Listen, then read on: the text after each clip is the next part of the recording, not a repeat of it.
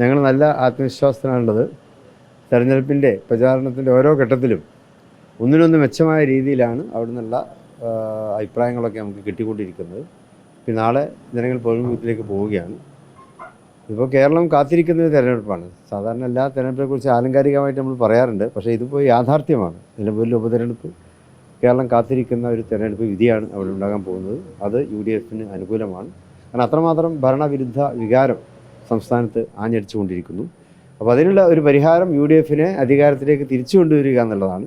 അപ്പോൾ അധികാരത്തിലേക്ക് തിരിച്ചു വരാനുള്ള അതിൻ്റെ നല്ലൊരു വഴി ഇപ്പോൾ നിലമ്പൂരിൽ ഒരുങ്ങിക്കഴിഞ്ഞു. അതിപ്പോൾ 19 നാളത്തെ ഇലക്ഷനോട് കൂടി അവിടെ വിജയത്ത് ആകും. വളരെ വലിയ ഭൂരിപക്ഷത്തിന് ഐക്യജനാധിപത്യ മുന്നണി ഷൗക്കത്ത് അവിടെ വിജയിക്കും. അവസാനത്തേക്ക് വരുമ്പോൾ മത്സരം കുറെ കൂടെ ടൈറ്റ് ആയിട്ടുണ്ടോ? അങ്ങനെ തോന്നുന്നുണ്ടോ? സ്വാഭാവികമാണല്ലോ. ഇഷ്യൂസ് ഉണ്ടാകുമ്പോൾ അതിനനുസരിച്ച് അവിടെ ടൈറ്റാവും. അതവിടെ ഉണ്ടായിട്ടുണ്ട്. കാരണം ഇഷ്യൂസ് ഇഷ്ടം പോലെ ഉണ്ട് അവിടെ. അപ്പോൾ അത് UDFന് പ്രയോജനപ്പെടുത്താൻ കഴിഞ്ഞു എന്നുള്ളതാണ്. ഈ തെരഞ്ഞെടുപ്പിൽ ഉയർത്തി കാട്ടിയ പ്രശ്നങ്ങളെല്ലാം UDFന് അനുകൂലമായി ഞങ്ങൾക്ക് പ്രയോജനപ്പെടുത്തുവാൻ സാധിച്ചിട്ടുണ്ട്. ഈ ജമാഅത്തെ ഇസ്ലാമിയുമായി ബന്ധപ്പെട്ട പിന്തുണയായിരുന്നു വലിയ രീതിയിൽ LDF പ്രചാരണമാക്കിയിരുന്നത് UDFനെതിരായിട്ട്. അപ്പോൾ അതൊക്കെ ജനങ്ങളിലേക്ക് പക്ഷേ അത് വേണ്ടത്ര ഏശിയിട്ടില്ല.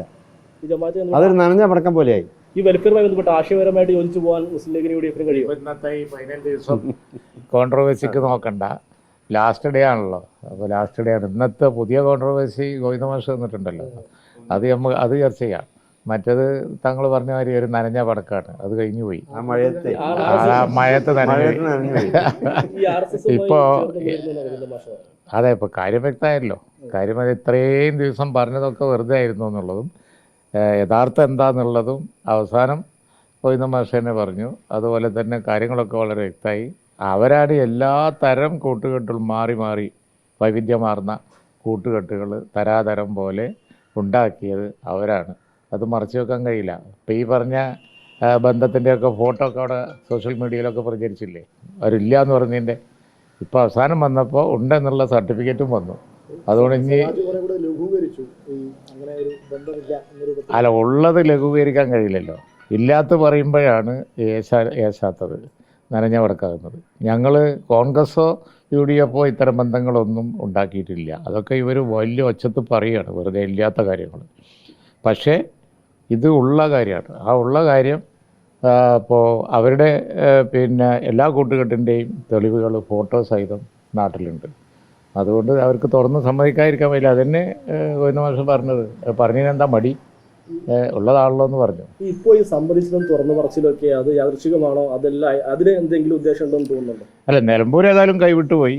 അപ്പം ഇനി ഇത് അതുകൊണ്ട് വല്ല പ്രയോജനം ഉണ്ടാകുന്ന അടുത്ത തെരഞ്ഞെടുപ്പിലേക്ക് നോക്കുകയായിരിക്കും. നിലമ്പൂരിൽ ഏതായാലും അതുകൊണ്ട് യാതൊരു കാര്യമില്ല. അവർ പറഞ്ഞതിന് വിരുദ്ധമായിട്ട് അവസാനത്തെ ദിവസം വന്ന് പറഞ്ഞാൽ ജനങ്ങൾ വിടുമോ?